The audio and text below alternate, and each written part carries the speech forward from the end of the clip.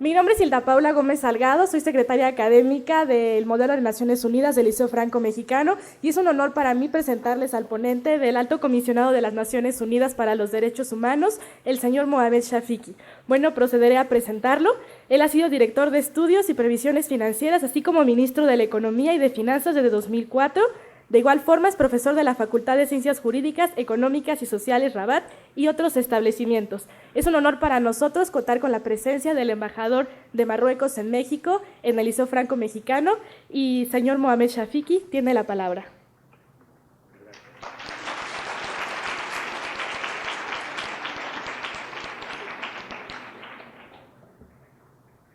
Buenos días, es un placer para mí estar con ustedes. Pensaba hacer esta conferencia en francés, pero voy a hacer este ejercicio en español y a veces probablemente que voy a explicar algunas cosas en francés porque yo sé que hay la mayoría de gente aquí que comprende este idioma. Debo empezar para decir que cuando el liceo me ha llamado para contribuir a este siglo de trabajo sobre las cuestiones relativas a los derechos humanos, había asuntos particulares importantes, pero he pensado que en la coyuntura mundial y también a partir de mis constataciones de lo que conozco de la situación de los derechos humanos en este país, he pensado que el tema de la igualdad del género es muy importante actualmente. En el mundo lo fue siempre y estamos en una época de rupturas en las concepciones de la comunidad internacional. Estamos en una época en que el año pasado había la adopción de los objetivos de desarrollo sostenible y dentro de esos objetivos hay un punto transversal sobre la igualdad del género. He tenido la suerte de participar al trabajo de las Naciones Unidas dentro de la Comisión de Estatuto de las Mujeres desde muchos años, cuando sobre todo había la señora Michelle Bachelet, que es actualmente la presidenta de Chile, y hemos trabajado sobre este tema, no solamente sobre el plan normativo, es decir, sobre la producción de normas que van a fundar a la igualdad del género a partir del acceso a todas las generaciones de derechos humanos, porque lo que se ha pasado de entre muchos años, el movimiento de las mujeres en el mundo, estuvo normal, ha luchado mucho para el acceso a los derechos políticos y civiles prioritariamente, de manera prioritaria. Y los derechos económicos, sociales, los derechos a un medio ambiente sostenible y todas las otras generaciones de derechos humanos no ocupaban una parte importante dentro de la lucha para la igualdad del género.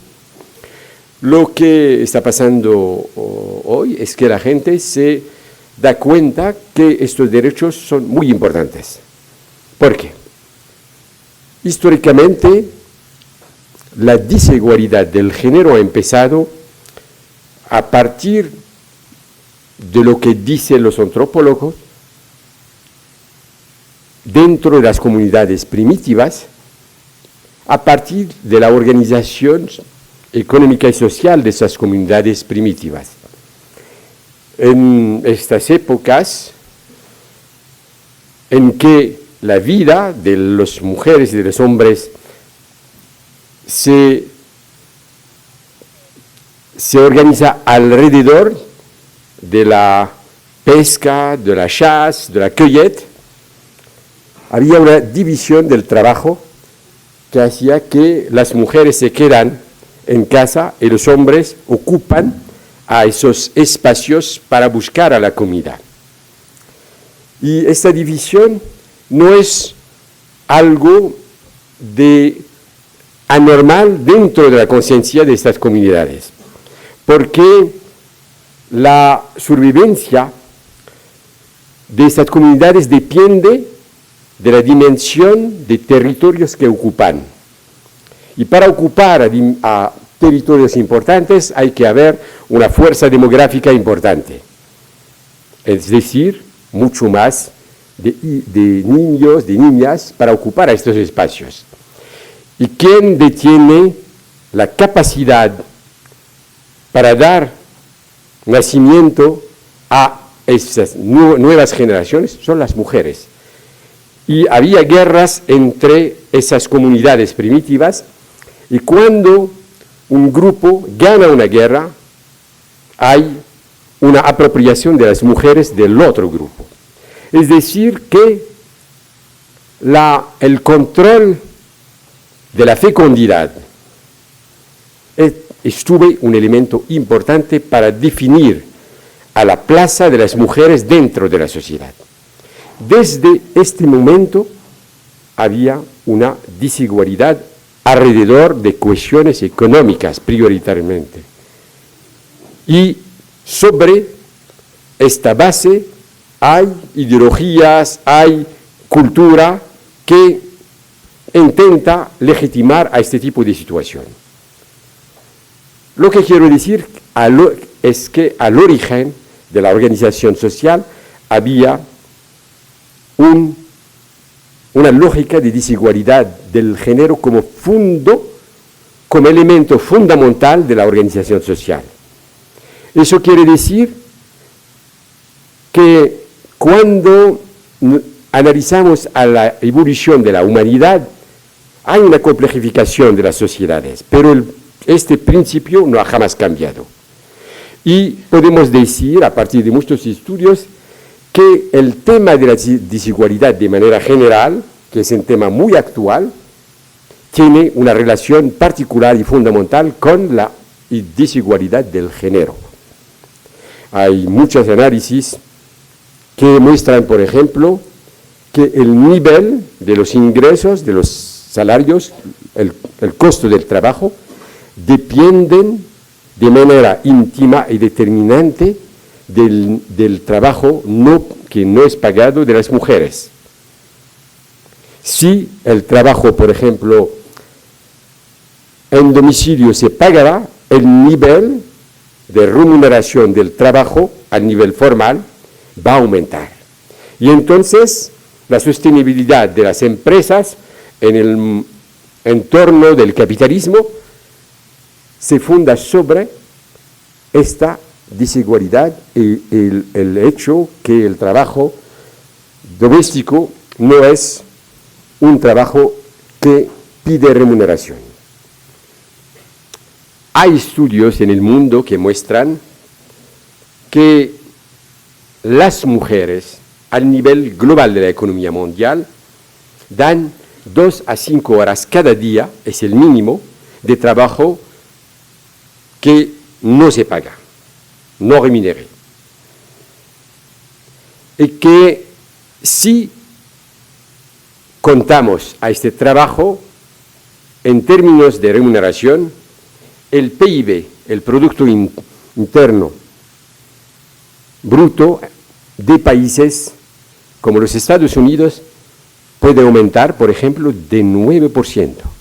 Hay que saber que las tasas de crecimiento actual en el mundo están alrededor de 1 a 2%. Y entonces, tener cuenta de este trabajo aumenta a la evaluación del PIB. Este aumento puede ir hasta el 50% para ciertos países. Entonces, los países que conocen la desigualdad del género del punto de vista jurídico, pero también económico, pierden al nivel de su producción de riquezas algo importante.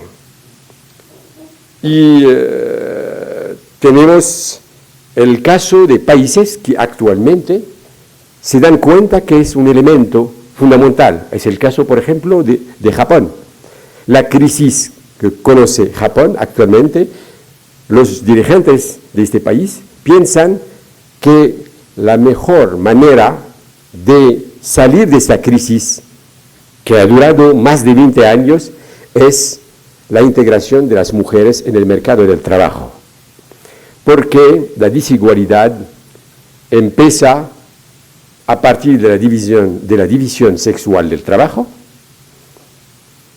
continúa a partir del acceso a la educación, a la salud, continúa al nivel de la representación política y las esferas de decisiones, no solamente en el Estado, pero dentro de las empresas y de las organizaciones sociales. Y eso es una constatación que concierne el mundo entero. Hay algunos países en que hay progreso al nivel, por ejemplo, de la representación de las mujeres en los parlamentos. Y eso concierne principalmente, contrairement a ce que l'on pourrait penser, países a veces que no son desarrollados. La tasa de representación la más alta que tenemos es el Ruanda, en África, al nivel del Parlamento. Siguen los países de Escandinavia, pero un país como Francia está lejos de la mediana mundial. Y hay países en que hay ese tipo de progreso. Entonces, esta desigualdad del género, podemos decir que es no solamente una característica mundial desde mucho tiempo, pero que durante los últimos años, hablo de las 30 años, que estuvieron años de crisis, el mundo es más rico que relativamente antes, pero las desigualdades de manera general se han desarrollado. La crisis de la economía mundial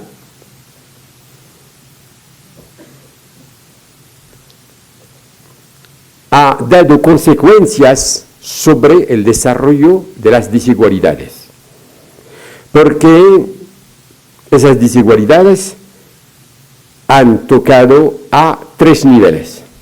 El primer nivel, durante los 30 últimos años,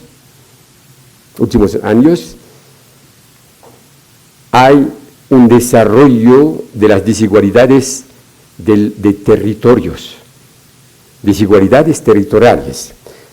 Lo que hemos constatado, el progreso, el crecimiento económico, por ejemplo, se ha realizado dentro de grandes ciudades y fuera de esos centros económicos la pobreza se ha desarrollado.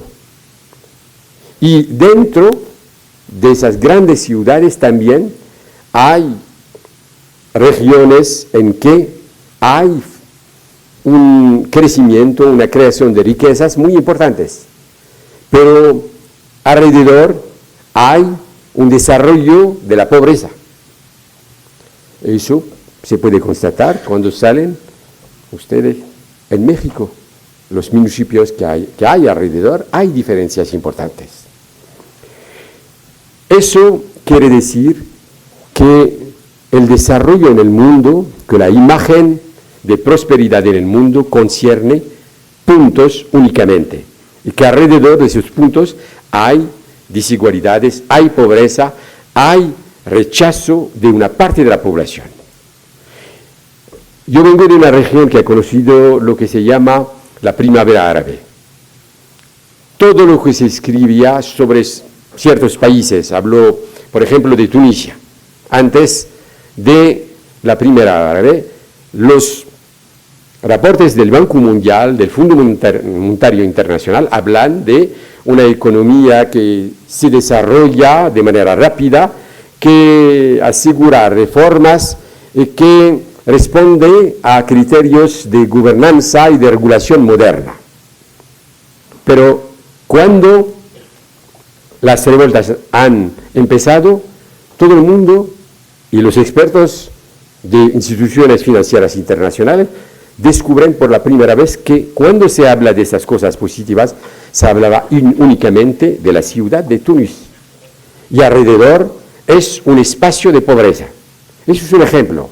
Y existe también dentro de otros países, desarrollados o no.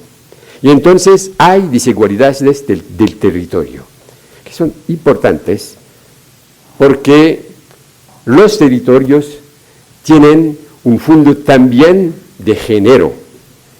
Generalmente, las familias en que hay la responsabilidad que vuelve a las mujeres viven dentro de estos espacios marginalizados. Segundo tipo de desigualdad son desigualdades generacionales, es decir, la diferencia que hay hoy entre la gente madura y los jóvenes, porque durante los 30, los 20 últimos años, la crisis ha tocado principalmente los jóvenes en el mundo entero, en términos de dificultad para acceder al mercado de trabajo, de dificultad de acceso a las oportunidades de formación también, y la mayoría de los jóvenes en el mundo están fuera de la dinámica de integración y se pone un problema de inclusividad, como se dice actualmente en el mundo. Y el tercer aspecto de las desigualdades es el aspecto del género. El costo, lo más importante de la crisis mundial, fue pagado por mujeres en el mundo. Y entonces, la cuestión de la desigualdad del género, con fondo también territorial, y que se agrava con este aspecto de generación, hace que el resultado de la crisis mundial es que son las mujeres jóvenes de territorios marginalizados que han pagado un precio increíble a la crisis mundial. Es por eso que no podemos hablar hoy de desarrollo o de integración si no hay una política, una conciencia de la importancia de esto, porque el futuro, el mundo que queremos, como se dice en las Naciones Unidas, el mundo futuro no puede desarrollarse a partir de normas de los derechos humanos si no damos la prioridad a la cuestión del género.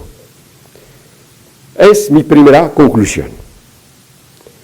El futuro del mundo va a depender hoy de la manera de tratar a la cuestión de la desigualdad del género y para construir una nueva esperanza para los jóvenes y particularmente a las mujeres jóvenes, porque hay un aspecto de rechazo.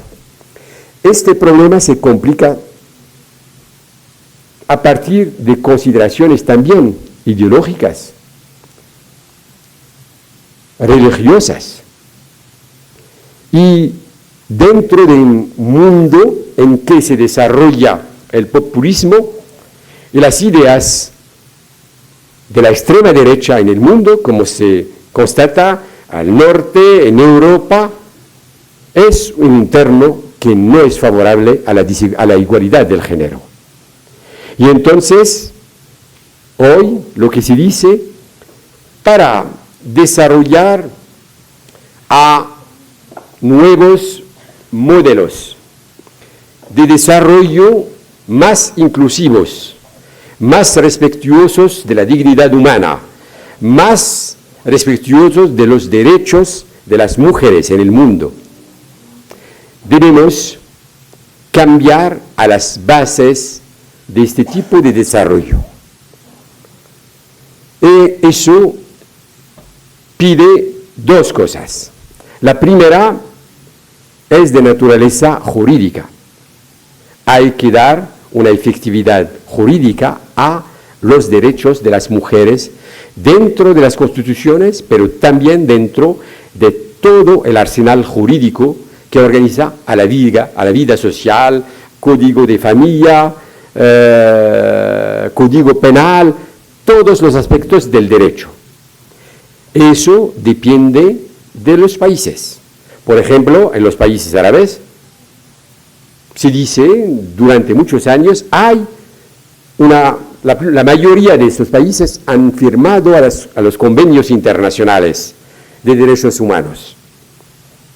La Declaración Universal de los Derechos Humanos, el Pacto contra la discriminación racial, contra la discriminación frente a las mujeres, la CEDAW, pero a partir de una concepción que dice que hay en la organización social y particularmente al nivel de la organización de la familia, porque las cosas empiezan al nivel de la familia, dicen que hay una especificidad religiosa y que el estatuto de la mujer depende de la visión religiosa.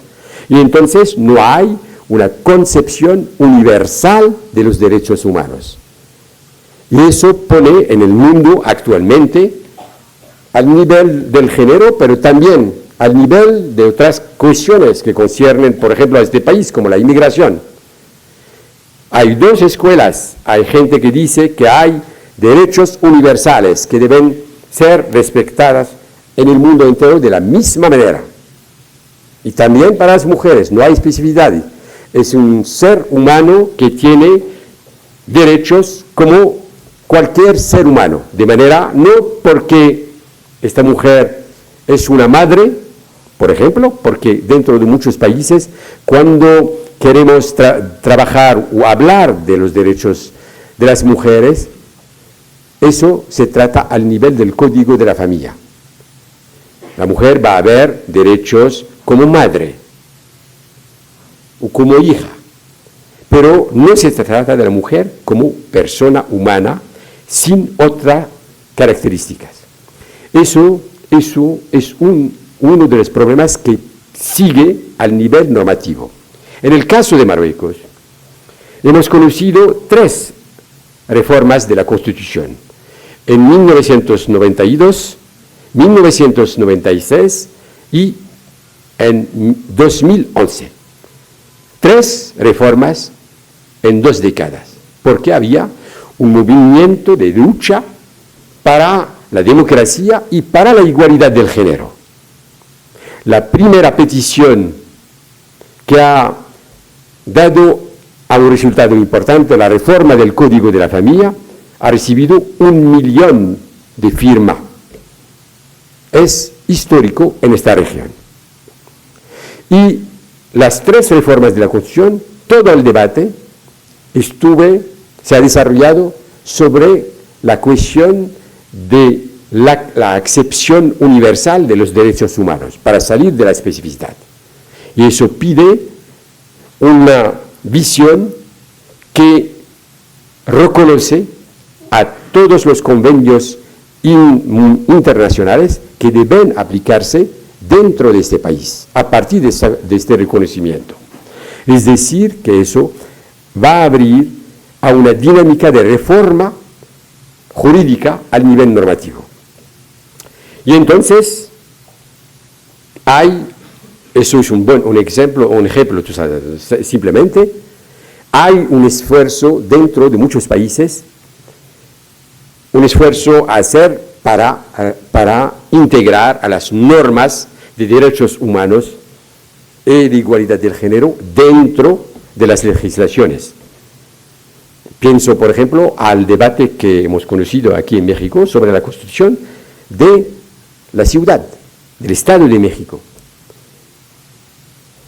Hay nuevas generaciones, por ejemplo, dentro de muchos países, hay legislaciones que debemos desarrollar contra la violencia contra las mujeres. Y entonces hay un esfuerzo a nivel normativo. No tengo mucho tiempo para dar muchos ejemplos a este nivel, pero yo quiero insistir sobre el tema de la efectividad de los derechos. ¿Cómo podemos asegurar a la aplicación de esos derechos? Porque lo que he dicho en todos los países que he dado como ejemplo sobre la crisis y las consecuencias dentro de esos países, se trata muchas veces de países democráticos que tienen constituciones desarrolladas, un entorno jurídico, pero al nivel de la realidad no hay igualdad.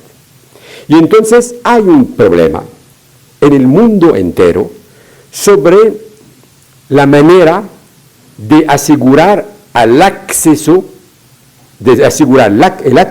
a esos derechos de manera efectiva.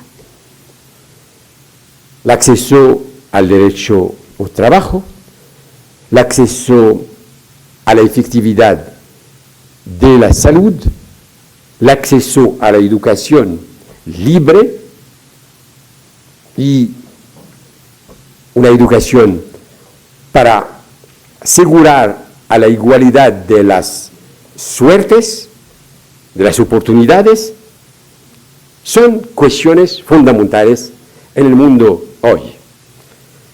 Lo que constatamos es que la efectividad depende normalmente de políticas públicas, de educación, de salud, de regulación del mercado del trabajo, de inversiones públicas, de infraestructuras, etc. Y lo que constatamos es que al nivel de las políticas públicas no hay ningún mecanismo para asegurar a la igualdad del género dentro de las políticas públicas. Porque hasta hoy, y en la mayoría de los países, cuando un gobierno piensa a una política, por ejemplo, de educación, tiene un presupuesto en que hay medios de financiamiento para construir escuelas. La idea principal de esta política pública, eso quiere decir que vamos a construir, por ejemplo, una escuela y esta escuela va a recibir niños y niñas.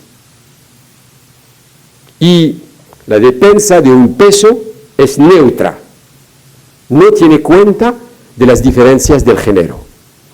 Eso es la constatación que muestra que las políticas públicas no tienen cuenta de las diferencias del género.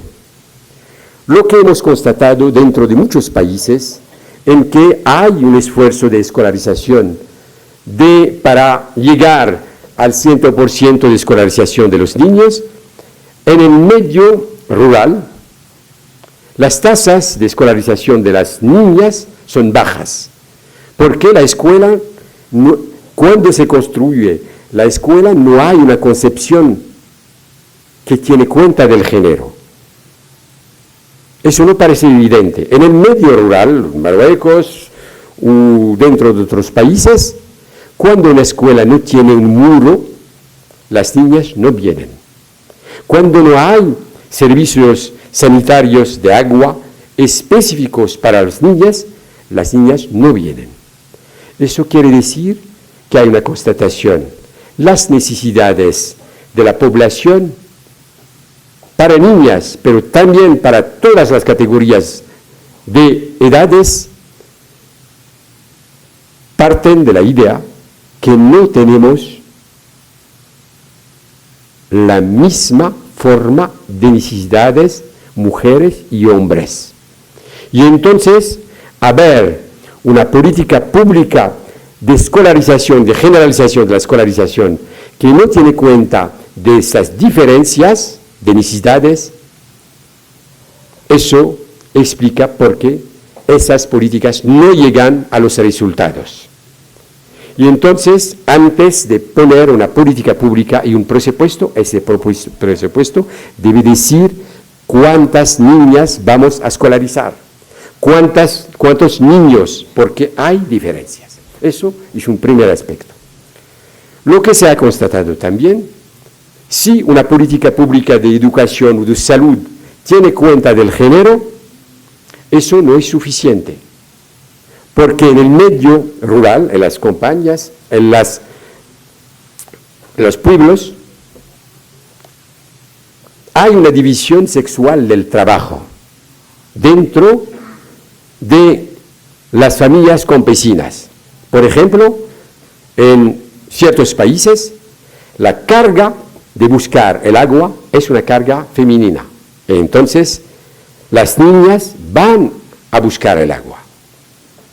La carga de la energía para ir al bosque y tomar madera para hacer el fuego es una carga de las niñas. Y entonces, cuando se construye una escuela dentro de un pueblo, si no tenemos cuenta de la energía y del agua en términos de políticas públicas, las niñas no pueden venir a la escuela. Eso quiere decir que las políticas públicas, que los presupuestos no son suficientes, hay que integrar a una dimensión transversal en las políticas públicas. Es decir, que podemos construir a una escuela si no hay la electrificación del pueblo. No hay posibilidad para las niñas para venir a la escuela. Si no hay agua que llegue a las casas, la política de educación con género no puede haber éxito. Y entonces debemos hacer de tal manera que la política pública tiene cuenta de las diferentes dimensiones de la vida y tener cuenta de la transformación de las relaciones dentro de las familias, dentro del pueblo y dentro de la sociedad. Y es eso que pide inversiones, que pide medios financieros y que pide una nueva concepción. Es por eso que cuando hemos empezado a trabajar sobre la preparación de los objetivos del desarrollo sostenible, post-2015, al horizonte 2030, hemos integrado en la reflexión la necesidad de reformas de las políticas públicas y de los presupuestos. Cuando hemos empezado esta reflexión, en el año 2001 a 2002 en Marruecos, no había ningún guía para tener cuenta del género al nivel de los presupuestos y al nivel de las políticas públicas en ningún país del mundo. Hemos empezado esta experiencia para producir guías que permiten a los gobiernos, al nivel de los presupuestos, al nivel de las políticas económicas, de tener cuenta del financiamiento y del ciblaje de las diferencias del género en el mundo. Eso es posible no solamente para la educación, la salud, pero también la energía, como he dicho, el acceso al mercado de trabajo, porque si no se tiene cuenta de las necesidades de las mujeres para el trabajo, por ejemplo, cómo asegurar a la carga de los niños cuando una mujer trabaja, porque se constata que durante estos años de crisis la tasa de empleo de las mujeres ha bajado en el mundo. Esta tasa ha bajado también dentro de espacios de modernidad, las grandes ciudades. Tenemos el ejemplo de la ciudad de Casablanca, en Marruecos, en que hay alrededor de 6 millones de habitantes. Normalmente, en este tipo de ciudad, hay bancos, hay industria, hay actividades que ofrecen posibilidades de trabajo para las mujeres. Pero la tasa de empleo de las mujeres en esa ciudad ha bajado. ¿Por qué? Porque esas mujeres hacen un cálculo simple. Para ocuparse de los niños hay que pagar fuera de la escuela a gente para ocuparse de sus hijos o hijas. Y el costo de estos servicios es superior al ingreso que puede haber esta mujer trabajando. Porque hay que pagar transporte, hay que ir con los niños a la escuela, etc. Y este tipo de cálculo hace que hoy en las grandes ciudades, como México, cuando hay un problema de transporte para ir al trabajo, la mayoría de las mujeres se quedan en casa. Y eso pone el problema de la desigualdad frente a las oportunidades de trabajo. No sé si podemos construir a un modelo de desarrollo, de integración, de igualdad dentro de estas condiciones. No se puede pensar que 50% de la población se queda fuera de la dinámica económica del desarrollo. No es posible.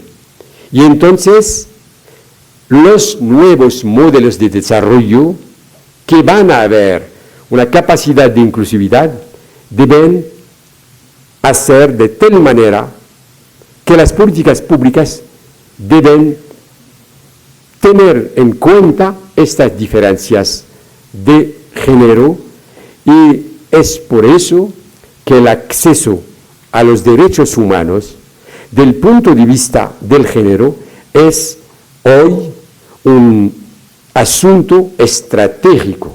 No se puede pensar a luchar contra la violencia, contra la inseguridad, contra la exclusión, contra la pobreza, si no trabajamos, si los políticos, si la gente de manera general y las mujeres de manera particular, si todo ese mundo no tiene como prioridad para el futuro a inscribir esta cuestión de la igualdad del género como cuestión, como asunto prioritario. Eso quiere decir que el mundo futuro, que no se presenta de manera buena hoy, sabemos lo que está pasando en el mundo, las ideas de progreso, porque lo que estoy diciendo no es una descubierta de hoy. Esas ideas son el producto de luchas interminables, de sacrificios, para cuestiones evidentes para nosotros. El derecho de voto. Durante muchos años, mujeres han luchado. Hay mujeres que han perdido su vida para llegar al derecho de voto. Yo vengo de un país en que las mujeres han luchado durante muchos años para haber derechos evidentes, para evitar a la repudiación, para haber el derecho de ir frente a un tribunal para discutir de un divorcio, para haber el derecho de trabajar sin autorización del marido, para haber a veces el derecho de haber un pasaporte sin la autorización de un hombre. Son cosas que parecen evidentes como derechos, pero hay muchas luchas detrás de estos derechos simples.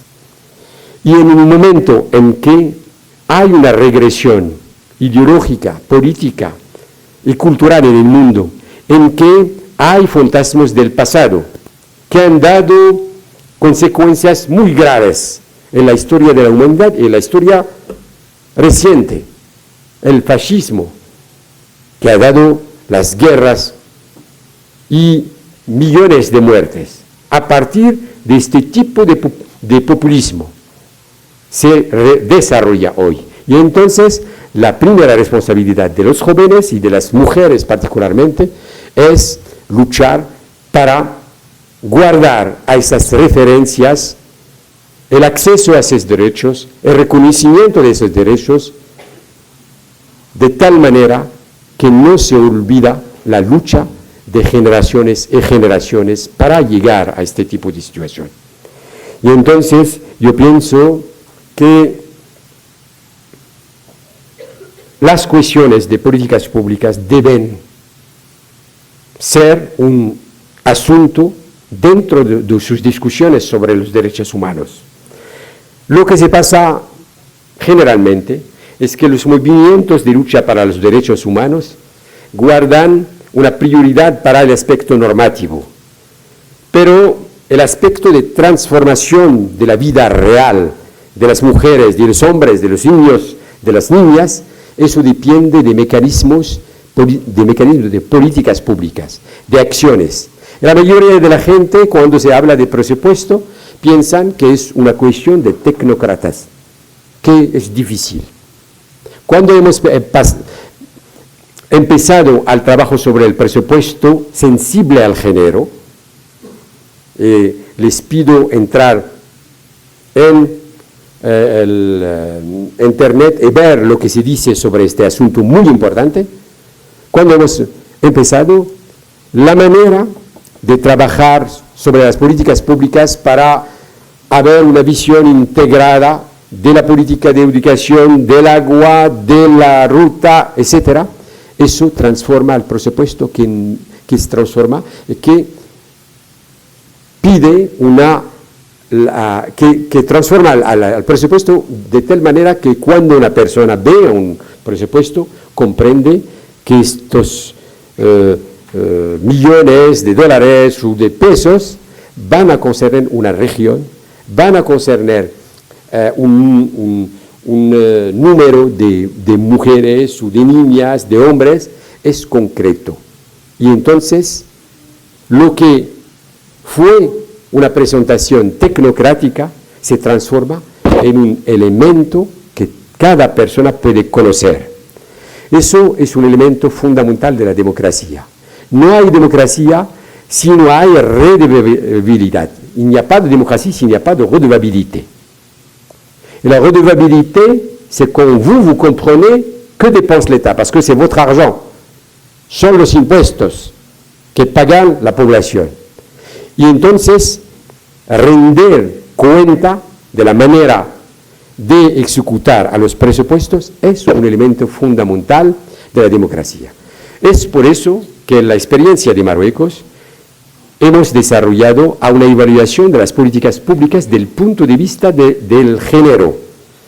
Tomamos a cada ministerio, a cada secretaria, y vamos a ver cuál estuvo el presupuesto, cuál estuvo el objetivo, cuáles son las realizaciones, no de manera general, pero sobre cada categoría de la población. Este reporte se da al Parlamento y se difusa en la población. He conducido esta experiencia en Marruecos a partir del año 2000. Estamos hoy en la edición 13 de este reporte, que existe. En el año 2014 hemos obtenido al primer premio de excelencia de las Naciones Unidas sobre el género, porque este presupuesto sensible al género es el mejor medio para transformar a la vida de la población teniendo cuenta de esta desigualdad terrible que continúa en el mundo. Y entonces quiero decir que es importante haber un debate sobre las normas, sobre el entorno jurídico, sobre los derechos del punto de vista de la Constitución y del derecho de manera general, pero es muy importante pasar a esta nueva generación de reflexión sobre los medios de transformación de la vida de cada uno de nosotros, de tal manera que podemos asegurar a la efectividad del acceso a los derechos. Y el tema principal para salir de la crisis actualmente en el mundo y para desarrollar a nuevos modelos de desarrollo, eso va a pasar a partir de la reforma de los instrumentos de trabajo de los estados. Y eso es un elemento fundamental de la democracia. Hay que no olvidar que la primera experiencia de parlamentaria en el mundo se ha realizado en Inglaterra, en Gran Bretaña. Pero la mayoría de la gente no sabe que había una guerra civil sobre un elemento fundamental de la democracia: el derecho de los parlamentarios de discutir de presupuesto. Había muertos para llegar a este derecho en la primera democracia del mundo, en Gran Bretaña, en el momento en que había los Tudores, en el siglo XIV.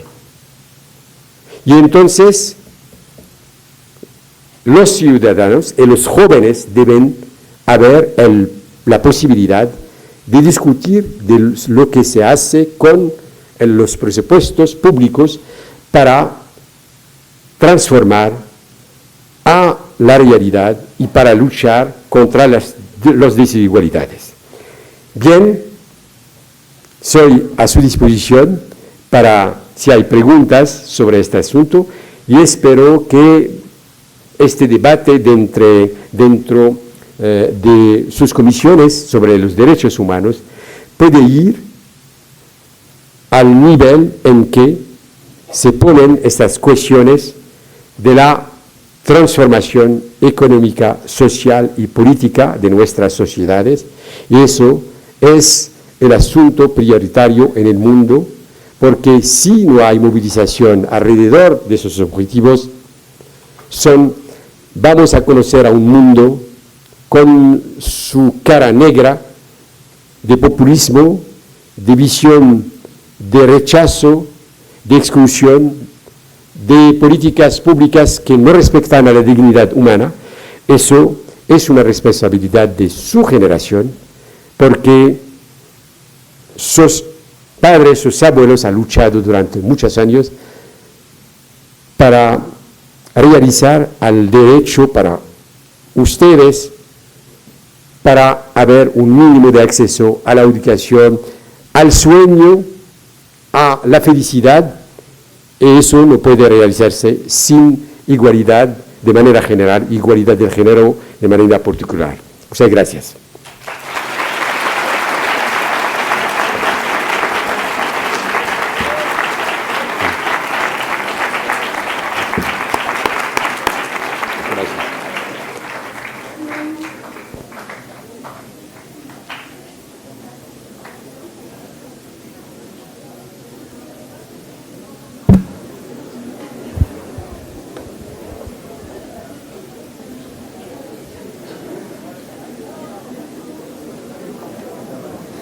¿Hay alguna persona que quisiera hacerle una pregunta a su ponente? ¿Sí?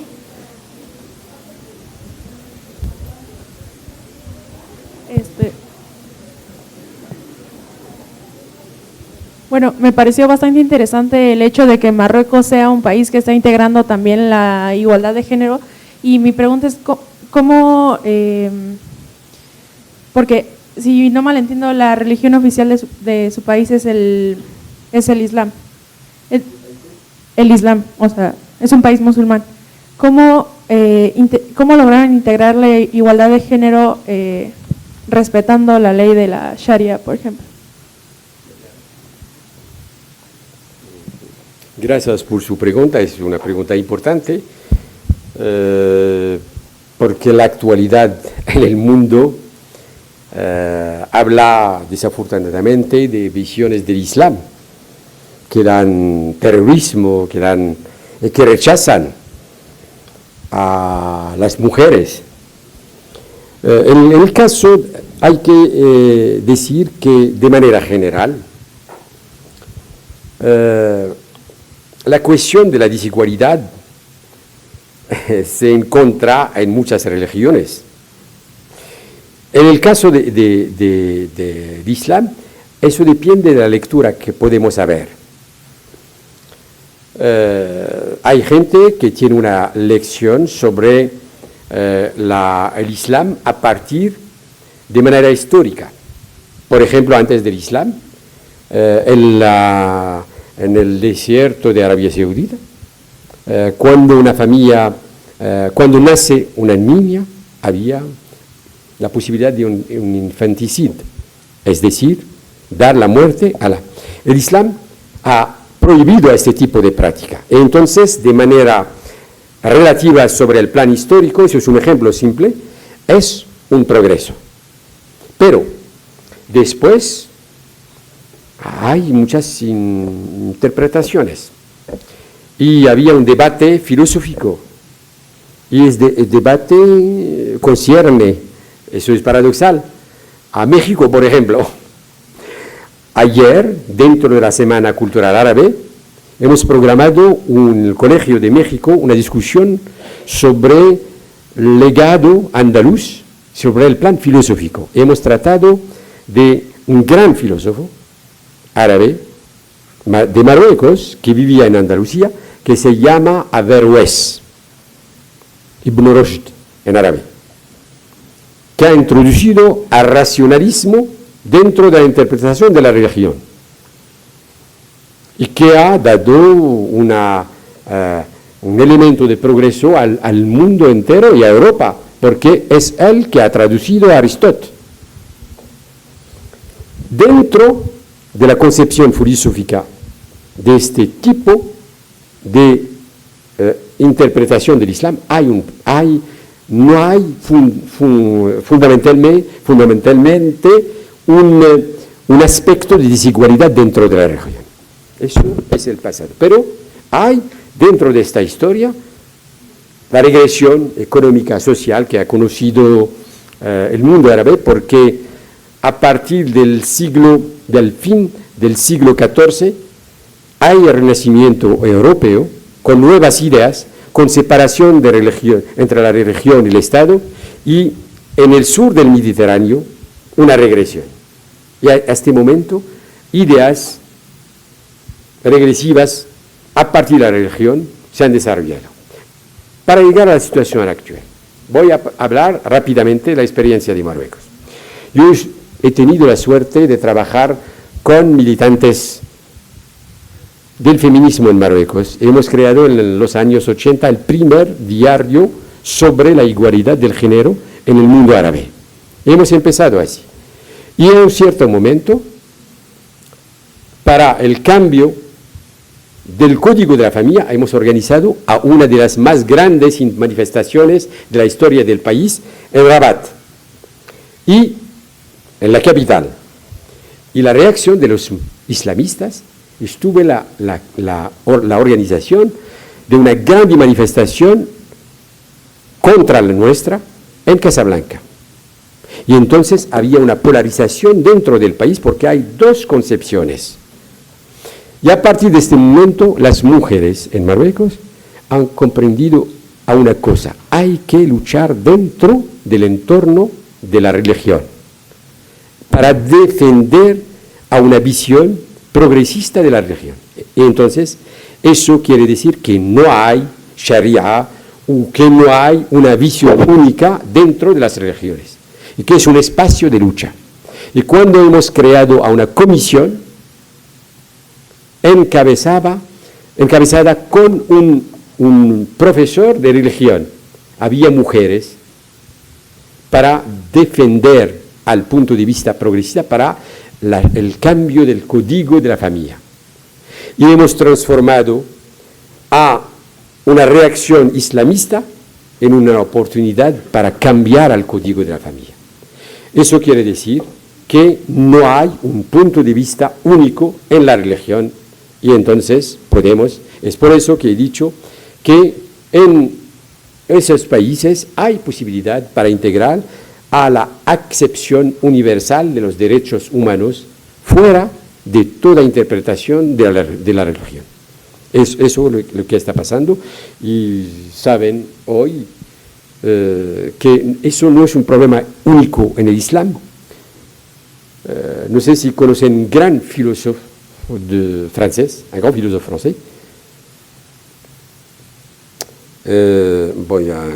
c'est Michel Foucault. Michel Foucault, cuando ha trabajado sobre el tema de la sexualidad, y en el momento en que en Europa en que se hablaba de libertad sexual, ha descubierto que en las mentalidades hay el impacto del cristianismo. Y entonces el impacto de las religiones se queda durante siglos, y a veces en momentos en que la gente piensa que vivimos en la libertad y en la modernidad. Y entonces eso quiere decir que debemos haber una higiene cotidiana para guardar a ideas limpias sobre el progreso humano, dentro y fuera de las religiones. Esa es mi respuesta. Si hay otras cuestiones, estoy a su disposición. Si no, no. Allá. Hola, buenos días. Mi nombre es Amparo Hinterholzer. Bien, es bastante interesante la temática que está manejando y que nos viene presentando sobre la aceptación de la mujer en nuestros tiempos. A través de todas estas medidas que nos ha estado platicando de la aceptación y de la inclusión de la mujer, ¿cuál ha sido el progreso social dentro de Marruecos? Sí. El progreso social, saben ustedes que el progreso social depende de la capacidad de la sociedad a dar o a tener cuenta de lo que he llamado las desigualdades, como dar más posibilidades a regiones marginalizadas, como dar prioridad a categorías de la población que sufren. Pero eso depende fundamentalmente, es un punto de vista, no solamente de políticas sociales, pero también de políticas económicas. Porque para arreglar a problemas de pobreza, por ejemplo, debemos haber una situación económica que permite haber posibilidades para financiar, posibilidades de empleo, etc. En la experiencia de Marruecos, voy a dar uno o dos cifras que dan una idea. Durante los años 80 y 90, la tasa de crecimiento de Marruecos estuvo alrededor de los 3%. A partir de los años 2000, la tasa de crecimiento de la economía marroquí está alrededor de 5%. En una región en que Marruecos no es un país que tiene petróleo, es un país que trabaja sobre su diversificación económica, agricultura, industria, servicios, etc. 2 puntos de crecimiento suplementarios. Esos 2 puntos vienen de la integración de regiones que estuvieron marginalizadas. Por ejemplo, el norte de Marruecos durante muchos años conocía una situación de pobreza por razones políticas. El norte es sobre el Mediterráneo y Marruecos tiene relaciones privilegiadas con Europa. Es el centro de Marruecos que estuvo desarrollado. El cambio que hemos conocido es un elemento muy importante del punto de vista de la filosofía del desarrollo.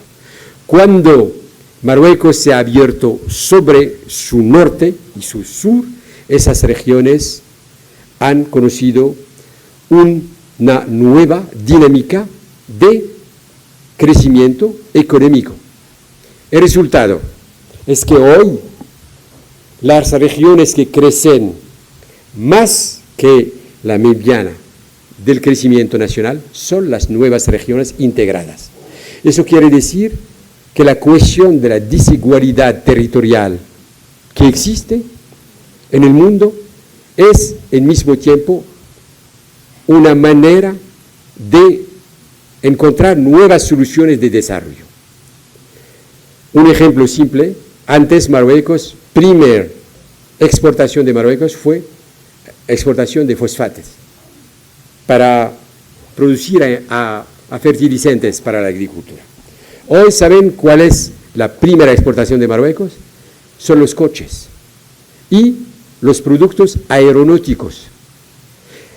50% de los aviones que circulan hoy en el mundo tienen una pieza producida en Marruecos, dentro de estas nuevas regiones.